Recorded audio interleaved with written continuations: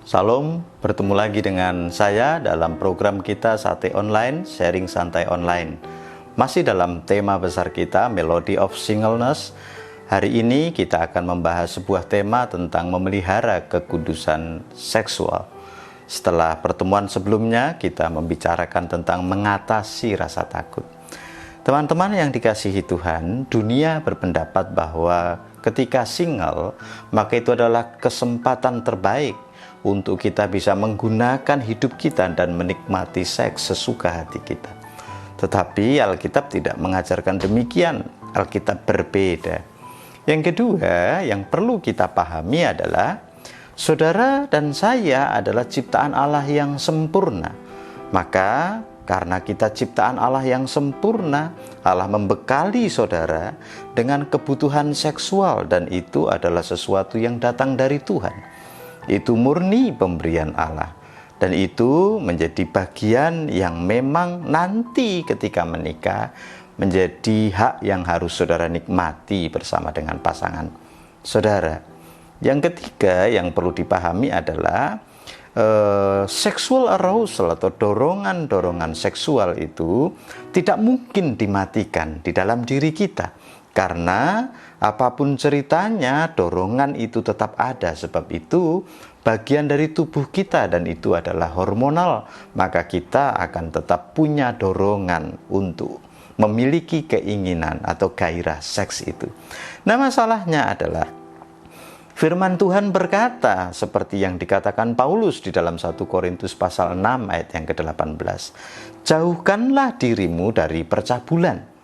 Percabulan ini adalah sebuah kalimat yang besar sekali atau kata yang besar, yang di dalamnya terkandung banyak sekali arti. Misalkan ada pornografi, di dalamnya ada fantasi seksual, di dalamnya ada tindakan cabul, di dalamnya ada gambar-gambar porno dan tindakan porno. Juga ada berbagai macam lagi yang lainnya, yang juga termasuk di dalamnya adalah penyimpangan seksual. Jadi misalkan masturbasi, misalkan juga dosa sesama jenis, dosa seksual maksud saya. Jadi ini menjadi sesuatu yang luas sekali. Dan Paulus berkata, jauhkanlah dirimu dari percabulan seperti itu. Nah, ini penting untuk dipahami bagi kita orang-orang yang belum berkeluarga atau kaum single. Kenapa? Karena ini menjadi tantangan terbesar yang harus diatasi untuk kita bisa tetap mengikut Tuhan dan menjaga kekudusan seksual selama kita mengalami masa unwanted single. Nah, lalu apa yang diajarkan Alkitab supaya kita bisa mengatasinya? Ada dua hal saja yang akan saya bahas malam hari ini. Yang pertama adalah apa yang dicatat oleh Paulus dalam Efesus pasal 5 ayat 22 sampai 23. Konteks itu menjelaskan tentang relasi suami istri, tetapi relasi suami istri itu dipakai oleh Paulus sebagai gambaran relasi Tuhan Yesus dengan gerejanya, di mana mereka memiliki keintiman relasi di dalamnya. Lalu kemudian dalam keintiman relasi antara Kristus dan jemaat, maka orang percaya suami dan istri di sana mengambil keintiman yang sama. Jadi oleh Paulus nanti dikatakan ini rahasia yang besar, rahasia relasi antara gereja Tuhan dengan Allahnya. Kalau begitu, sebetulnya Alkitab mau mengajarkan tentang memang betul kebutuhan seks itu terpenuhi ketika saudara itu berkeluarga. Tetapi seks bukan satu-satunya cara untuk memenuhi kebutuhan intimasi.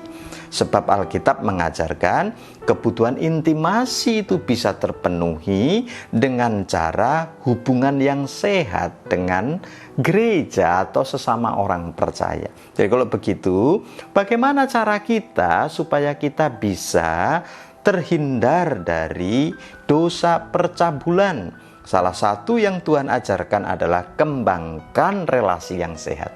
Dengan siapa? Yang pertama tentu dengan orang-orang yang paling dekat dengan saudara.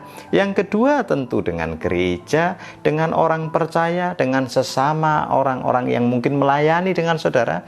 Atau saudara menjadi bagian dari sebuah misi, dan di sana saudara perlu mengembangkan relasi yang sehat. Dalam relasi yang sehat itu, saudara kemudian akan oleh Allah sendiri dengan caranya yang natural, yang alami, yang ajaib. Kebutuhan seks saudara terpenuhi, dan kebutuhan intimasi saudara terpenuhi melalui persahabatan yang sehat dengan sesama orang percaya. Yang kedua, bagaimana kita bisa menjaga diri tetap hidup di dalam kekudusan selama masa single? Bangun proteksi. Kalau yang pertama, bangun relasi yang sehat. Yang kedua, bangun proteksi. Apa yang perlu diproteksi?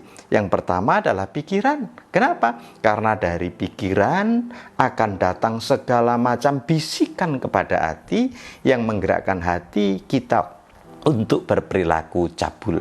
Jadi perhatikan, jauhkan tontonan-tontonan saudara dari tontonan-tontonan yang penuh dengan kecabulan.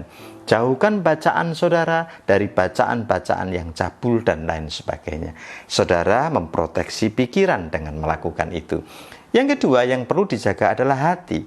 Begini, orang yang biasanya menjadi korban pelecehan seks atau sexual abuse mudah sekali untuk jatuh lagi dalam dosa seksual ketika dewasa.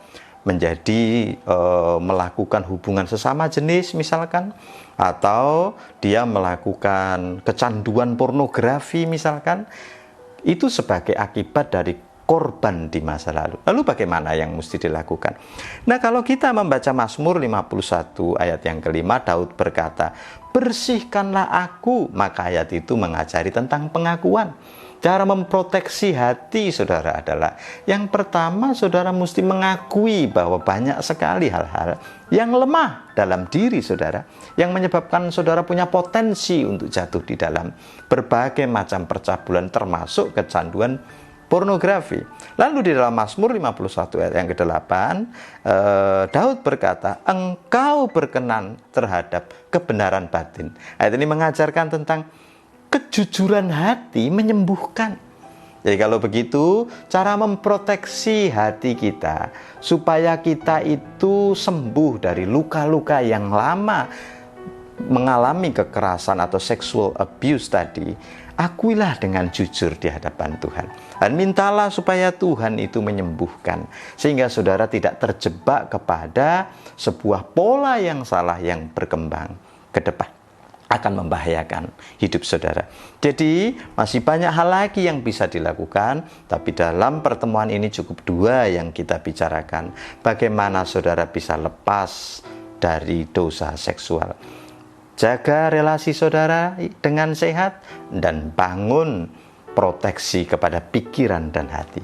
Kiranya kebenaran ini memerdekakan saudara. Salam.